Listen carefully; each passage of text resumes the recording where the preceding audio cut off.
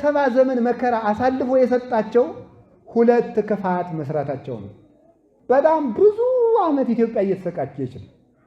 ቤተክርስቲያን እየተሰቃየች ነው። ለምንድን ነው የምንሰቃየው ካላችሁ ሁለት ክፋት እየሰራን ስለሆነ። አንዱ ክፋት የሕይወት ውሃ ምንጭ እግዚአብሔርን መተው ነው። አንዱ ክፋት እግዚአብሔርን መተው ነው። ተመልከቱ። አንዱ ክፋት እግዚአብሔርን መተው ነው።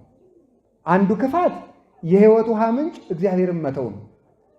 ሁለተኛው ክፋት ውሃ የሌለባቸውን ጉድጓዶች መቆፈር ነው። ውሃ የማይገኝባቸውን እነዚህ ናቸው። ውሃ የማይገኝባቸውን ጉድጓዶች መቆፈር ለስደት ይዳርጋል። ስደቱም 70 ዓመት ፍጹም መከራ ያመጣል ነው። ለእስራኤል የሥጋ ስለሆነ 70 ዓመት ነው። ለነፍስ ስደተኞች ግን ፍጹም ማለቂያ የሌለው መከራን የሚያመጣው ሁለት ክፋት ነው። አንዱ ክፋት እንደነገርኳችሁ ውሃ የሌለባቸውን ጉድጓዶች መቆፈር ነው። ውሃ የሌለባቸው ጉድጓዶች የሚባሉት ምን ይመስላችኋል? ልጅነት የማያሰጡ የመጀመሪያው ጣዖት ማምለክ ነው። ጣዖታት ውሃ የሌለባቸው ጉድጓዶች ይባላሉ። ውሃ የተባለው ልጅነት፣ ሰላም፣ ጤና፣ ሀብት፣ ጸጋ ይህን የመሰለው ነው እና የነፍስ ድህነት ናቸው። እነዚህን የማይሰጡ ጉድጓዶች የሚባሉት ምኖች ናቸው? ጣዖታትን ማምለክ ነው። ጣዖታትን ማምለክ አልፈጠሩም። ውሃ ያላፈለቁትን የውሃ አምላክ፣ ብርሃን ያልፈጠረውን የብርሃን አምላክ፣ እህል ያልፈጠረውን የእህል አምላክ፣ ፀሐይ ያልፈጠረውን የፀሐይ አምላክ ማለት ለዚህ ሁሉ ጌትነትን መስጠት፣ ጥቅም ያልተገኘበትን ማምለክ ይሄ ነው አንዱ። ፍጥረታትን ማምለክ ያልፈጠሩትን አምላክ ነው ማለት። ሁለተኛው ራስን ማምለክ። ራስን ማምለክ አንዱ ጣዖት የሚባለው። ራስን ከማምለክ ሰው የሚያገኘው ጥቅም የለም። ራስን ማምለክ ማለት ለውበት መጨነቅ፣ ለኑሮ መጨነቅ፣ ለስም መጨነቅ፣ ለዝና መጨነቅ፣ ለራስ በሆን ለሆድ መጨነቅ። ለሆድ ሰው እየጸለየ ራሱ እኮ የሚያስበው ሆዱን ነው። ታውቃላችኋል? አሁን እንግዲህ ልደት ሲመጣ የገሃዱ ዕለት ማታ ምንድን ነው የምታስቡት? ነገ ልደት ነው ሲባል ነገ ልደት ስለሆነ ከናየዋ ቤት ምሳ ዶሮ ልበላ እችላለሁ። ሆዱን ነው የሚያስበው ሰው ማለት። ሆዱን ጾሞ ሲጨርስ ሆዱን፣ ሰርቶ ሲጨርስ ሆዱን፣ እየጸለየ ሆዱን። ራስን መብላት ችግር የለውም። ሆድን ማምለክ ግን ጣዖት ነው። ሆድን ማምለክ ሆድን አምልኮ አልጾም ማለት ሆድን አምልኮ ልክ ካልበላው እከሳለሁ ብሎ ለራስ በመጨነቅ መብላት፣ ጾም መሻር፣ ለራስ መጨነቅ፣ ለውበት ተጨናንቆ ለፈቃድ ተጨንቆ የእግዚአብሔርን ፈቃድ ከራስ ፈቃድ በታች ማድረግ፣ የእግዚአብሔርን ፈቃድ ከራስ ፈቃድ በታች ማድረግ ወይም የራስን ፈቃድ ከእግዚአብሔር ፈቃድ በላይ ማድረግ፣ ይህ ጣዖት አምልኮ ይባላል። እኛ የምንወደውን ነገር ለእግዚአብሔር ብላችሁ ተው ስንባል እምቢ ማለት ይህ ጣዖት ማምለክ ነው። እንዲያውም ለድንጋይ፣ ለእንጨት፣ ለሰማይ፣ ለፀሐይ፣ ለተጠረበ ድንጋይ፣ ለወንዝ ከሚሰግድ ሰው ይልቅ ራሱን የሚያመልክ ሰው ጣዖት አምልኮ በጣም የጸና ነው ይላል ቅዱስ ዮሐንስ አፈወርቅ።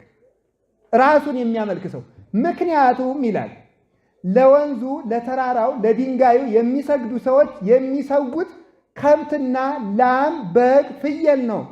ራሳቸውን የሚያመልኩ ሰዎች ግን የሚሰውት ራሳቸውን ነው። ራሳቸውን ይሰዋሉ፣ ያጡታል። ራሳቸውን ሰውተው ከእግዚአብሔር ይለዩታል። ለአጋንንት የራሳቸውን ፈቃድ አርደው አወራርደው ይሰዋሉ።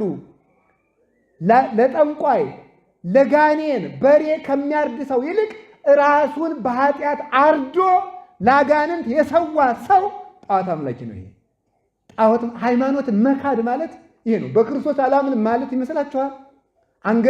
ከአንገት ላይ ያለውን ማተብ መበጠስ ይመስላችኋል ጣዖት ማምለክ? ይሄም ጣዖት አምልኮ ነው። እንዲህ ያሉት ክርስትናችን ከራሳችን ፈቃድ ጋር አስማምተን መኖር ስለምንፈልግ እኛ ያልፈለግነው ነገር ሁሉ ካልተደረገልን፣ ከተደረገብን፣ የፈለግነው ካልተደረገልን ከቤተ ክርስቲያን እንጠፋለን። የፈለግናቸውን ደግሞ ዓለም በአዳራሽ እየደገሰች ከቤተ ክርስቲያን አስኮብላ ታወጣናለች። ራስን ማምለክ። እስኪ ራስን ማምለክ በሉ። አሁን ብዙ ባለትዳር የሚጣለው በምን ይመስላችሁ? ራስን በማምለክ እኮ ነው። እኔ ሳወራ አታዳምጠኝ፣ እኔ ስገባ አትነሳልኝ፣ እኔ ነው በቃ ሁሉ ነገር ማለት።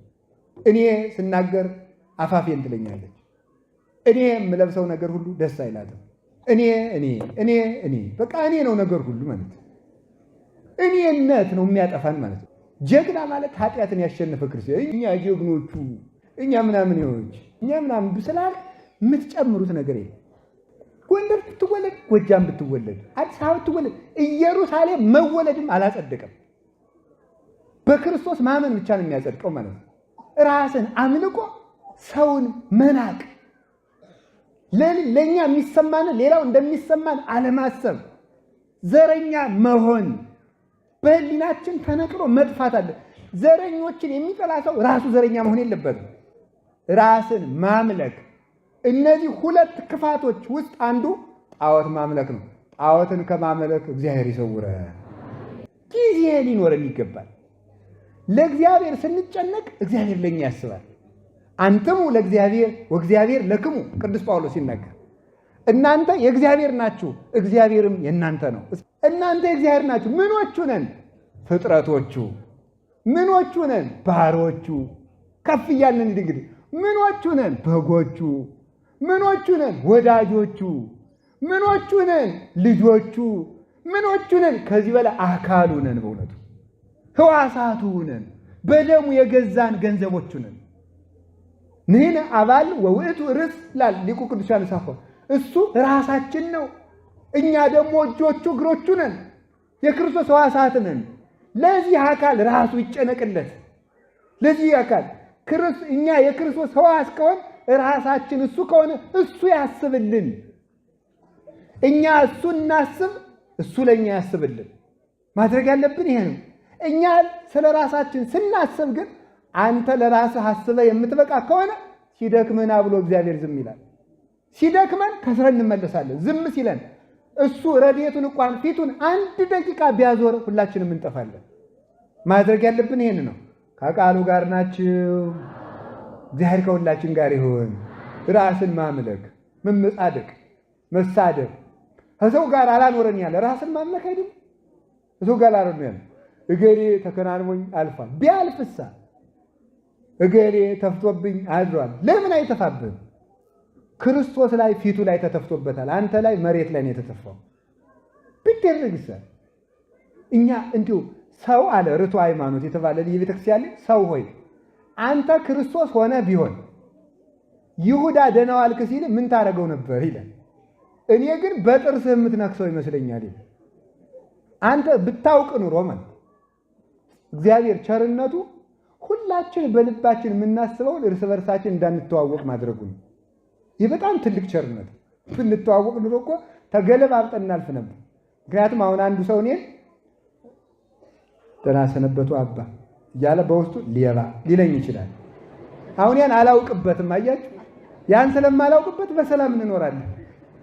በሰላም እየኖርን የሰውዬ ይወደኛል እያልኩ ደስ ብሎ እየተመጻደቁ አክብሮኛል እኮ እያልኩ ወዳለሁ። በውስጡ ምን እንደሚለኝ አላውቅም። ይሄ ራሱ የእግዚአብሔር አፈጣጠሩ ድንቅ ያሰኝ በጣም እኮ ነው የሚያሰኘው። እንዳንተዋወቅ እንኳን አንድ ቀን የተገናኘውን ባልና ሚስት እኮ የሚተማሙትን እኮ ሳይናገሩት ይሞታሉ። እንኳን ደህና መጣ እያለች ይሄን እንኳን ተዋወቅ። ይሄ ማን ቸርነት? የእግዚአብሔር ቸርነት። ባል ሚስት ስለ ባል የምታስበውን ባል ቢያውቅ አንድ ቀን ሲጥ ያደርጋል። እሱ ስለ እሷ የሚያስበውን ብታውቅ አንድ ቀን መርዝ ሰታ ትገለዋለች። እግዚአብሔር ግን ቸር ነው። ይህ ሁሉ ሰውረን እንድንኖር አድርጎናል። ስውር አድርጎ የፈጠረን ለራሱ ለዚህ ነው። መኑ የአእምሮ ለብሲ ተመልከቱ እስመ እመቁ እሙቅ ውእቱ ልቡናሁ። ሰው ማን ያውቀዋል? ልቡናው ጥልቅ ነው ይላል ነቢይ። ይሄንን አድርጎ ነው የፈጠረን እግዚአብሔር። ስለዚህ ከሰው ጋር የማንታረቀው ከጎረቤት ጋር የማንኖረው ክርስቲያን ማለት ከሰው ጋር መኖር የሚችል ሰው ማለት ነው። ክርስቶስ በየሄደበት ይወደድ ነበር አይደል? በየሄደበት ወደ ኢትዮጵያ ተሰዶ ሲመጣ የግብፅ ሴቶች ሁሉ ንዑን ራእዮ ለወልደ መንክራት ኑ ይህን ድንቅ የሚያደርግ ሕፃን ኑ እናየው እያሉ እየወጡ እየታቀፉ እመቤታችን ራሱ አልደርሳት ይል ነበረ። ያችኛይቱ ሴት ታቀፈው ያችኛይቱ እያለ አሁንስ እኔም መቼ ልታቀፈው እያለች አልደርሳት እስኪል ድረስ ይታቀፉት ነበር። ቢናገር የጣፈጠ ቢያስተምር የሰመረ ቢያድን ቢፈውስ ሁሉ የተወደደለት ነበረ። ክርስቲያንም የትም ጨው ይሆናል እንጂ የትም መሬት አይሆንም። ሰው ጋር መኖር የሚችል ሰው እሱ ክርስቲያን ነው። በሰላም መኖር የሚችል ሰው ለራሱ የማይጨነቅ እኔነትን የማያስቀድም እኔነትን ሰው ጋር ሲኖር በመስሪያ ቤት ሊሆን ይችላል፣ በቤተ ክርስቲያን ሊሆን ይችላል። ራሱን የማያስቀድም ሰው እርሱ ምን ይባላል? ከሁለቱ ክፋት ከአንዱ እየዳነ ነው ማለት ነው። አላችሁ የላችሁም? እግዚአብሔር ከሁላችን ጋር ይሁን። ጣዖት ከማምለክ መጥፋት፣ ከጋንንት ከጥንቆላው ከእንደዚህ ያለው ነገር ማለት ነው። ጊዜያዊ ሰላም ከሚሰጡን ነገሮች እነዚህ ናቸው። ሁለተኛ ውሃ የሌለባቸው ጉድጓዶች የሚባል ሐሰተኛ መምህራን ናቸው ይላል ቅዱስ ባስልዮስ ዘቂሳርያ። ይህንን ሲተረጉም ሐሰተኛ መምህራን ውሃ የሌላቸው ጉድጓዶች ናቸው፣ እነዚያን መውደድ ራሱ ክፋት ነው ይላል። ሐሰተኛ መምህራን የሚባሉት ሕግን የሚያሳብሉ ሕግን የሚነቅፉ ከቤተ ክርስቲያን ሰንሰለት ተቆርጠው የሚወጡ ብቻ የብቻ አምልኮት የሚመሰርቱ ስጋዊነትን የሚያበረታቱ መንፈሳዊ ገድልን የሚያስተውና የሚያዳክሙ ሐሰተኛ መምህራን ለስጋ የተመቹ ለነፍስ የሚጎረብጡ ወደ ዓለም አጉርፈው ሰውን ሁሉ ጨልጠው ገርኝተው ወደ ዓለም የሚያስገቡ ምንደኛ እረኞች ሐሰተኛ መምህራን ይባላሉ። ከሐሰተኛ መምህራን መለየትን የማንወድ ከሆነ እግዚአብሔር ደግሞ ከኛ ጋር አይኖርም። እግዚአብሔር ከኛ ጋር ሐሰተኛ መምህር ማለት ለስጋ የሚመቸንን መውደድ ነው። አይዟችሁ አይዟችሁ የሚለንን መውደድ፣ የሚነቅፈንን መጥላት፣ የሚገስጸንን መጥላት። ከኦርቶዶክስ ብዙ ወጣት የሚጠላው ምን? ሁልጊዜ ማጨናነቅ፣ ሁልጊዜ መገሰጽ፣ ሁልጊዜ ማት ማውራት፣ ሁልጊዜ ወዮላችሁ መቼ ነው የምታሳርፉን ይላል ሰው። አይዟችሁ አይዟችሁ ወደሚለው ጆሮ ግን ይሄዳል። ህዝቡን አታጽናኑትም ይላል ብዙ። እኔ መጽናናት ነው የምፈልገው ይላል። እኔ የምነግራችሁ ግን ከሐሰተኛ መምህራን ተጠንቀቁ። ልድገምላችሁ፣ ሕግን የሚነቅፉ ከቤተ ክርስቲያን ሰንሰለት ተቆርጠው የሚወጡ ለስጋ የሚመቹ መንፈሳዊነትን የሚነቅፉ ጾም እንዲቀነስ፣ ስግደት እንዲቀነስ፣ ተጋድሎ እንዲቀነስ፣ መንፈሳዊነት እንዲቀነስ፣ ስጋዊነት እንዲጨምር፣ ዓለማዊነት እንዲጨምር፣ ዘፈን እንዲበረታ፣ ዝሙት እንዲበረታ፣ ኃጢአት እንዲሰለጥን፣ ሰው ለኃጢአቱ ራሱን ተጠያቂ አድርጎ ከመክሰስ ይልቅ በእግዚአብሔር ቸርነት እያመካኘ በኃጢአት ላይ ኃጢአትን እንዲጨምር የሚያደርጉ ሁሉ እነዚህ ናቸው ውሃ የሌለባቸው ጉድጓዶች የተባሉት ማለት ነው። በእነዚህ መኖር ይውላችሁ ትንቢተ ኤርምያስ ምዕራፍ 23 ላይ ስታገኙ እነዚህ በጎቼን የሚበሉ ርኅራኄ የሌላቸው እለ ይሰርቁ ቃሌን የሚሰርቁ የቃሌ ሌቦች ናቸው። ሰላም ሳይኖር ለሕዝቡ የሐሰት ሰላም እየሰበኩ የሚያታልል ማጽናኛ እየሰጡ ሕዝቡን ከእግዚአብሔር የሚለዩ እነዚህ ናቸው ክፋት ማለት። የቀደመውን የሚነቅፍ ተቆርጦ የወጣ ማለት የታሪክ ፍሰትን፣ የትርጓሜ ፍሰትን፣ የገድል ፍሰትን፣ የሥርዓት ፍሰትን ሰንሰለቱን የሚቆርጥ ከመሃል የሚያፈነግጥ ነቃፊ የሆነ ለሥጋ የሚመች ምክር በማጽናናት ሰበብ ከሕዝቡ ሸክም በማቅለል ሰበብ ለሕዝቡ የኃጢአት ሸክም የሚጭን ተመልከቱ። ቤተ ክርስቲያን የሥርዓት ሸክም ብትጭንብን የኃጢአት ሸክም ታቀልልናለች። የወንጌል ሸክም ብትጭንብን የገሃነም ሸክምን ታቀልልናለች። የተጋድሎ የመከራ ሸክምን ብትጭንልን ዘላለማዊ መከራን ታነሳልናለች ከትከሻችን ላይ። እነሱ የመበረድን የመጾምን ሸክም ያቀልሉንና የማንችለውን የገሃነም ሸክም በጭንቅላታችን ላይ ይጭኑብናል። እንዲህ የሚያደርጉ ሐሰተኛ መምህራን ናቸው። ከቃሉ ጋር ናቸው። እግዚአብሔር ከሁላችን ጋር ይሁን። ሁለተኛው በደል ይሄ ነው። አንደኛው በደል ሁለተኛ ትርጉሙ ራስን ከጣዖት ማምለክ፣ አንዱ ከሐሰተኛ መምህራን መጠጋት ነው።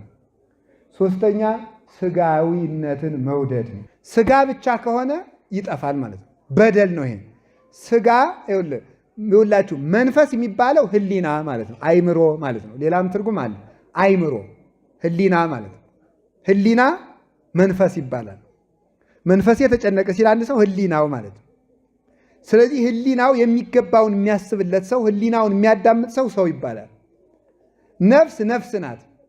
ለነፍሱ የሚያስፈልጋትን የሚሰራ። ስለዚህ ሰው የሚባለው ለስጋው እንደሚበላ ነፍሱን የሚመግባት፣ ለስጋው እንደሚጠጣ ነፍሱን የሚያጠጣት፣ ለስጋው እንደለበሰ ለነፍሱ የሚለብስ፣ ለስጋው ቤት ሰርቶ ለነፍሱ የሚሰራ፣ ስጋውን ከህሊናው ህሊናውን ከነፍሱ አስታርቆ የሚኖር ሰው ይባላል።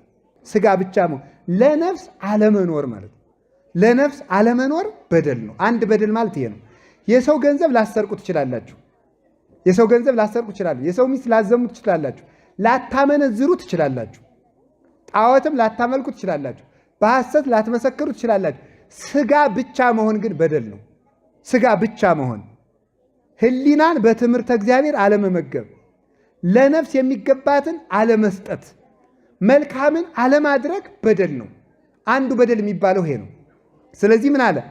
እነዚህ ህዝቦች ስጋ ብቻ ናቸውና አጠፋቸዋለሁ። ወየሐድር መንፈሴ ላዕሌሆሙ እስከ ለዓለም። በእነዚህ ሰዎች ላይ መንፈሴ እስከ ዘላለሙ አድሮ አይኖሩም።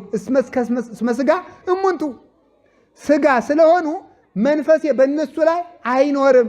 ምክንያቱም ዮሐንስ ወንጌል ምዕራፍ 4 ላይ እንደተጠቀሰ እስመ እግዚአብሔር መንፈስ ውእቱ፣ እግዚአብሔር መንፈስ ነውና ሥጋዊ ኑሮ ብቻ የሚኖርን ሰው እግዚአብሔር አይደሰትበትም። ሥጋ ብቻ ከመሆንም እግዚአብሔር ይሰውረን። እኛ ሰው ነን። እስኪ ሰው በሉ። ሰው ማንም መስሎ ነው የተፈጠረው? በጣም ጥሩ፣ እግዚአብሔርን። እኛ ግን ሥጋ፣ መንፈስ፣ ነፍስ እኩል ይሆናል ሰው ለመሆን ያብቃን። እግዚአብሔር ሰው ለመሆን ያብቃን። ስለዚህ ሁለቱ ክፋቶች አንዱ ሰው አለመሆን ነው። ሥጋን ከህሊና አለመስማማት። ህሊናው መጸለይ ይችላል፣ ይፈልጋል። ሥጋው ማረፍ መተኛት ይተኛል። ህሊናው ስጥ ይለዋል፣ ሥጋው ይሰርቅበታል። ህሊናው ንጻ ይለዋል፣ ሥጋው ያመነዝርበታል። ማስማማት አለብን። ይህን ተቆጡት፣ ሥጋችሁን ተቆጡትና አስታርቁት።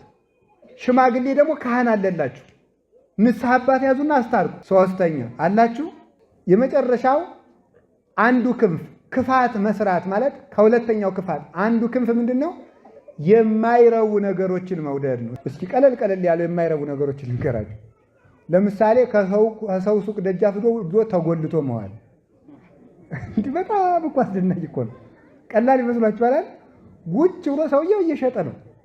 አሻሻጭ አይሉህ፣ ሰራተኛ አይሉህ፣ ተጎልተህ እዚያ ትውላለህ። የማይረባ ነገር ነው ይሄ። ምንድን ነው የምትጎለተው? አታነብም? እስኪ እንደው እግዚአብሔር ምን ተመርቄያለሁ ቅጥር ስለሌለ ይላል እና ቅጥር ስለሌለ ብደነቁር ይሻላል። እንዲሁ አይድረስ እኮ ነው በእውነቱ ማለት ማን እንዲሁ ቅዱስ ጳውሎስ መኑ አይመመክሙ ኦ አብዳን ሰባ ገላትያ፣ እናንተ ሰነፎች እንደው እንዲያርጉ አዚም ያረገባችሁ ማን ነው ይላል።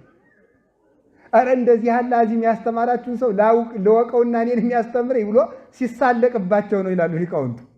እኔም ልማረው እንደዚህ ጅል የሚያደርግ አዚም ብሎ ይሳለቅባቸዋል ይላል።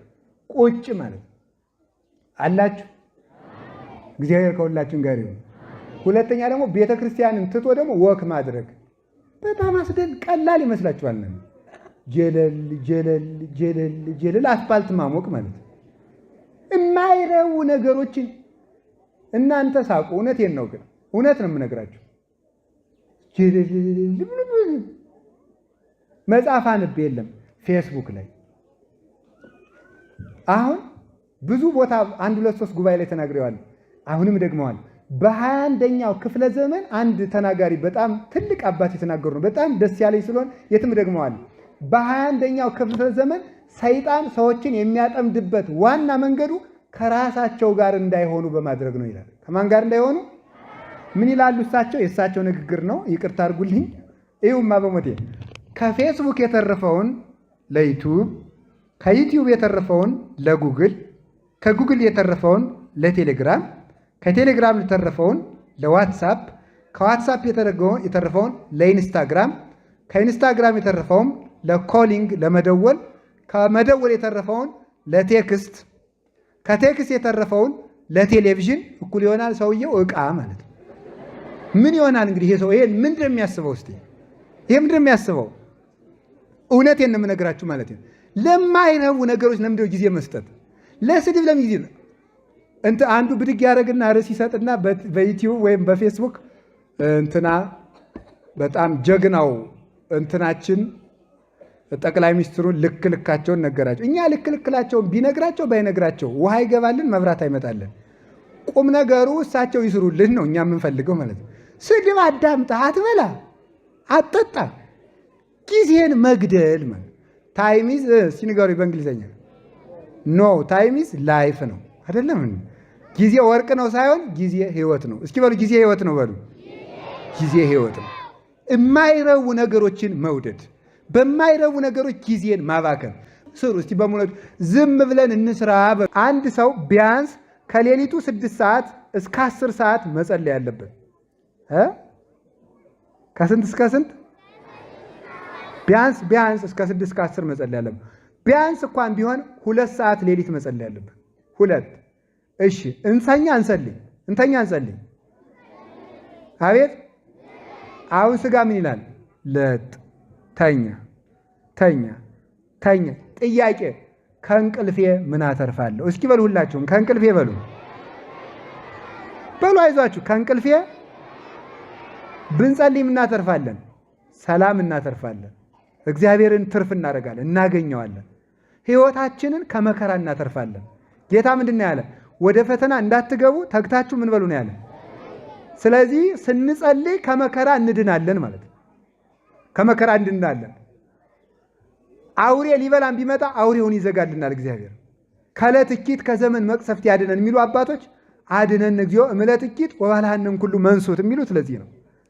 ከክፉ ቀን አድነን የሚባሉት የነምር አራስ ካለችበት፣ ወንበዴ ከሸመቀበት፣ ዘንዶ ከተጋደመበት አታደርሰን ብትሉኝ አላደርሳችሁም። ከዚያ እንድንድን ምን ማድረግ አለብን? ብተኛ ይሻለኛል ብጸልይ። ለተማሪዎች ራሱ ለማጥናት ብትፈልጉ፣ መጽሐፍ ለማንበብ ብትፈልጉ፣ ለመስራት ብትፈልጉ፣ ለመጸለይ ብትፈልጉ እንቅልፌ ይሻለኛል ወይስ ትጋቴ? ሰሎሞን ለሀብትም ቢሆን ሲናገር የእንቅልፍ ብዛት የተቦጫጨቀ ልብስ ያስለብሳል ብሏል። ድሃ ያደርጋል ማለት ነው። ድሃ ያደርጋል። በጽድቅም ደግሞ ከመከራ ከስጋ መከራ መዳን የምንችለው የተጋን እንደሆነ ነው። እንዲያውም ሊቃውንቱ ምን ይላሉ? ሌሊቱም ሙሉ ሳይጸልዩ ተኝቶ ማደር ለዚህ ሌሊት ፈጣሪ የለውም ብሎ ከመካድ ጋር አንድ ነው ይላል። ለዚህ ሌሊት ባለቤት የለውም ብሎ ከመካድ ጋር አንድ ነው። ስለዚህ ሁላችንም የማይረባ እንቅልፍን ተጠግተን ከሚረባን ከእግዚአብሔር ከመለየት ያድነን። ከቃሉ ጋር ናችሁ? እዚህ በኋላ የማይረቡንን ነገሮች እንድንተው እግዚአብሔር ኃይል ይስጠን። በሉ እንጂ ሁለተኛው ልናገርና ትምህርቴን ልጨርስ። ሁለተኛው ክፋት ስድብ፣ ሐሜት፣ እነዚህ ሁሉ የማይረቡ ነገሮች ናቸው። በጣም አውሎ የሚያሳድር ነው። እነዚህ ሁለተኛው ክፋት። እስቲ ቅዱስ ዮሐንስ አፈወርቅ ተግሳጽ 1 ላይ ሲናገር ይላል፣ አንተ ሰው እገሌ ክፉ ነው ብትል ምን ታተርፋለህ ይላል። እገሌ ክፉ ነው ብትል ምን ነው የምታተርፈው? አታስተካክለውም። ሰውየውን ከክፋት አትመልሰው። እገሌ ክፉ ነው ደግ ነው ባትል እንኳን ክፉ ነው አትበል። ምን ታተርፋለህ? ትርፍ ምንድን ነው? ህሊና ከመቅለሉ በቀር ከመቁሰሉ በቀር ጸጸት ከማትረፍ በቀር ሰውን አንተ ምን ትጠቀማለህ? ተሳድበህ ምንድን ነው የምትጠቀመው? እንዲያውም አንድ አባት አባ እንዲያው ለምን ዝም ይላሉ ተብሎ ሲጠየቅ አባ ቅዱስ አርሳኔዎስ ምንድን ነው ያለ? በንግግሬ እንጂ በዝምታ ያዝኘበት አላውቅም ብሏል። አዝኝ የማውቀው በንግግሬ ነው። ስለዚህ ተናግረህ ምን ታተርፋለህ? ተሳድበህ አንተ ምን አተርፋለሁ? ሁሉንም ነገር ስናደርግ ትርፌ ምንድን ነው ማለት አለብን። ሁለተኛው ክፋት የመጀመሪያው ነው። በቅዱስ ኤርምያስ አነጋገር እግዚአብሔርን መተው ነው። ግን የመጀመሪያው ነው። እስቲ እግዚአብሔርን መተው በሉ። አቤት እግዚአብሔር ምንድን ነው? የህይወት ውሃ ምንጭ ነው። እስኪ የህይወት ውሃ ምንጭ እንዲያው ምንድን ነው ያለ? የህይወት ውሃ ምንጭ በሉ። እኔን ትተውኛል ይላል። ምን ብለውኛል? ስለዚህ የበደል መጀመሪያው እግዚአብሔርን መተው ነው። የበደል መጀመሪያ እግዚአብሔርን መተው ነው። የሕይወት ውሃ ምንጭ ማለት ምን ማለት ነው? እንዲኖሩ የማደርጋቸውን ሰላም የምሰጣቸውን፣ ጤና የምሰጣቸውን፣ ሀብት የምሰጣቸውን፣ የዕለት ምግባቸውን፣ የዓመት እንጀራቸውን የምሰጣቸውን፣ በጠባቂ መልአክ የማኖራቸውን፣ የዘላለም ሕይወት የምሰጣቸውን፣ የማስብላቸውን እኔን ትተውኛል። አሁን ተመልከቱ፣ ሰው ጤና ይፈልጋል፣ የጤና ባለቤት እግዚአብሔርን ግን ትቶታል። ሀብት ይፈልጋል፣ የሀብት ባለቤት እግዚአብሔርን ትቶታል። ሰላም ይፈልጋል፣ የሰላም ባለቤት እግዚአብሔርን ከተው ብዙ ቀኑ ነው። መንግሥተ ሰማያትን ይፈልጋል፣ የመንግሥተ ሰማያት ባለቤት እግዚአብሔርን ግን ትቶታል። እግዚአብሔርን መተው የበደል መጀመሪያ። እግዚአብሔርን የምንተወው በምንድን ነው? ሁሉ ነገራችን አሁን ልንገራችሁ፣ ምንም ችግር ውስጥ ያለን ወንድሞቻችን እህቶቻችን ትኖራላችሁ። ለምንም ችግር የመፍትሄ መጀመሪያ እግዚአብሔርን ማግኘት ነው። እስኪ እግዚአብሔርን ማግኘት በሉ። እግዚአብሔርን ማግኘት። እግዚአብሔርን ስናገኝ በእግዚአብሔር ሁሉ ይገኛል። ያጣነው ነገር ሁሉ ማለት ነው። እግዚአብሔርን በማግኘት በእግዚአብሔር ሁሉን ማግኘት እንችላለን። እግዚአብሔርን ካጣን ግን የምናጣው ነገር ይጨምራል እንጂ አናገኝም። ኃጢአት ማለት ግዕዝ ነው ቃሉ። ኃጢአት ማለት ማጣት ማለት ነው። መጀመሪያ ክፋትን የሚሰራ ሰው የሚያጣው እግዚአብሔርን ነው። እግዚአብሔርን ያጣ ሰው ራሱን ያጣል። ራሱን ካጣ ይሞታል፣ ተላልፎ ለመከራ ይሰጣል። እግዚአብሔርን የሚተወው ሰው በምንድን ነው ካላችሁ፣ የመጀመሪያው በህሊናው እግዚአብሔር ይልይ ብሎ መስራት፣ እግዚአብሔርን እያዩ ጽድቅ መስራት፣ እግዚአብሔርን እያዩ ከኃጢአት መጠበቅ። በተሰወረ በሰው አንዳንድ ጊዜ ከኃጢአት ለመጠበቅ ብሎ ከጓደኛ ጋር እንኖር ይባላል። ጥሩ ነው ይሄም ቢሆን፣ ግን ከዚያ ሁሉ ይልቅ ትልቁ ነገር እግዚአብሔር ያየኛል ማለት ነው። ማን ያየኛል ነው?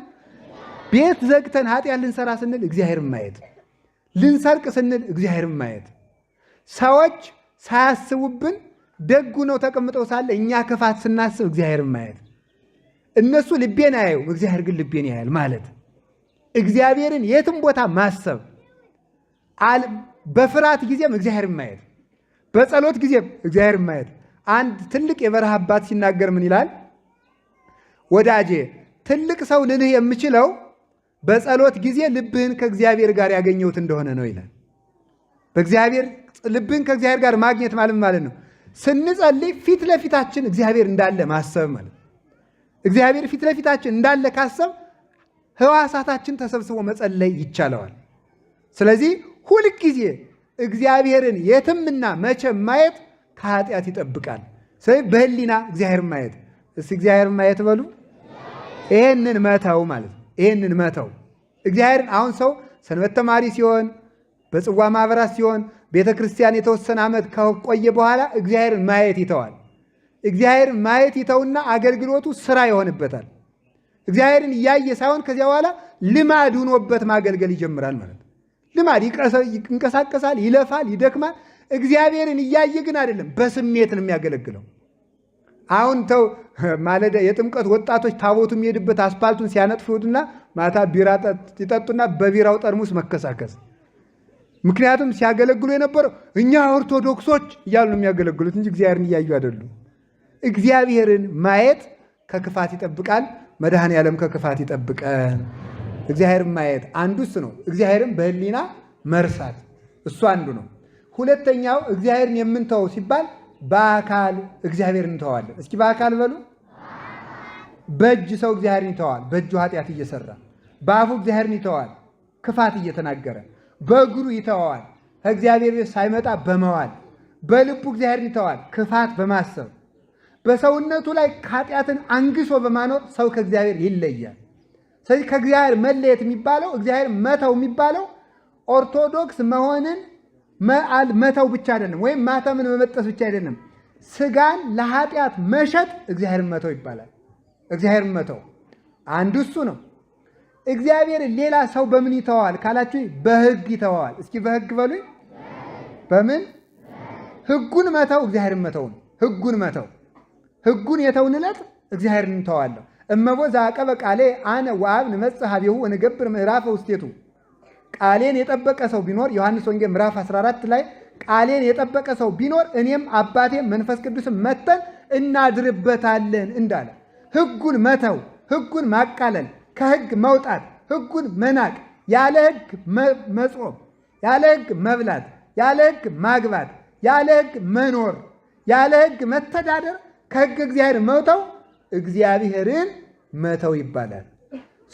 አራተኛ ይመስለኛል እግዚአብሔርን ሰው በምን ይተዋል ካላችሁ በአምልኮ። የመጨረሻ አንድ ነው የምትቀረኝ። እስኪ በአምልኮ በሉ በሉ እንጂ በአምልኮ በሉ። በአምልኮ ሰው እግዚአብሔርን ምን ይለዋል? እግዚአብሔር አምላኩ ሆኖን። አሁን ይህን የምነግራችሁ ሃይማኖት ለሌላቸው ሰዎች የተሰበከ አይደለም። ሃይማኖት ያለው ሰው እንዴት እግዚአብሔር ሊተው እንደሚችል ሳያውቀው ሳይገባው ማለት። አንደኛው ደግሞ እግዚአብሔር የሚተው በአምልኮ ነው። አምልኮ የሚባለው ምንድን ነው? ማስቀደስ። ከዚህ በኋላ ሁለቱን ክፋት አንሰራም አላችሁም ብላችኋል። እዚህ በኋላ በየአጥቢያችሁ እሑድ እሑድ ታስቀድሳላችሁ። ቤተ ክርስቲያን የእግዚአብሔር ቤተ መንግስት ናት። ኪዳን እግዚአብሔርን የማምለክ ምልክት ነው። ማስቀደስ እግዚአብሔርን የማምለክ ምልክት ነው። ስርዓተ ቤተ ክርስቲያንን መጠበቅ እግዚአብሔርን የማምለክ ምልክት ነው። ለስርዓት መገዛት፣ መስገድ እግዚአብሔርን ማምለክ ነው። መጾም እግዚአብሔርን ማምለክ ነው። 7ቱን አጽዋማት ቆጥሮ መጾም እግዚአብሔርን ማምለክ ነው። መጸለይ እግዚአብሔርን ማምለክ ነው። ምጽዋት መስጠት እግዚአብሔርን ማምለክ ነው። አስራት በኩራት ማውጣት እግዚአብሔርን ማምለክ ነው። እነዚህን ማቋረጥ እግዚአብሔርን በአምልኮ መተው ነው። እግዚአብሔርን አምልከን በጌትነቱ እንድንጠበቅ በቸርነቱ ይርዳን። ይህንን አስቦ ቅዱስ ሥጋውን ክቡር ደሙን አለመቀበል ከሕይወት ውሃ መራቅ ነው። ከሕይወት ውሃ ከራቀ ሰው ይሞታል ማለት። ስለዚህ ሰው ያለ ጊዜው እንዲቀሰፍ የሆነበት ምክንያት ኢትዮጵያ ኦርቶዶክስ ተዋሕዶ ቤተክርስቲያን ልጆቿ ያለ ጊዜያቸው እየተቀሰፉ፣ ያለ ጊዜያቸው እየተሰደዱ፣ ያለ ጊዜያቸው እየተፈናቀሉ፣ ያለ ጊዜያቸው እየሞቱ ያሉት የሕይወት ውሃ ክርስቶስን በመተዋችን ነው። እስከ ግራኝ መሐመድ ድረስ የማይቆርብ ክርስቲያን ቢሞት እንኳን አይቀበርም ነበር፣ ቢታመም አይጠየቅም ነበር። ዛሬ ብንቆርብ የሚጠይቀን ጠፋ። ብንቆርብ ግን ቅዱስ ሥጋውን ክቡር ደሙን ብንቀበል ያገባም ይሁን ያላገባም ይሁን ሕፃንም ይሁን ሽማግሌም ይሁን ትልቅም ይሁን ነጋዴም ይሁን ወታደርም ይሁን ሁሉም ሰው መቁረብ አለበት። ንስሐ ገብቶ ቅዱስ ሥጋውን ክቡር ደሙን ከተቀበል እሱ ከኛ ጋር ይሆናል። ዘበላ ሥጋዬ ወሰቴ ደሜ፣ ሥጋዬን የበላ ደሜን የጠጣ አነ ይሄሉ ምስሌው ውእቱኒ ይሄሉ ምስሌ፣ እርሱ ከኔ ጋር ይኖራል እኔም ከእርሱ ጋር እኖራለሁ ስላለ እርሱ ከኛ ጋር ይኖራል። እርሱ ከኛ ጋር ከኖረ ደግሞ ለመ እግዚአብሔር ምስሌነ መኑ ይክለነ፣ እግዚአብሔር ከኛ ጋር ከሆነ ማን ይቃወመናል?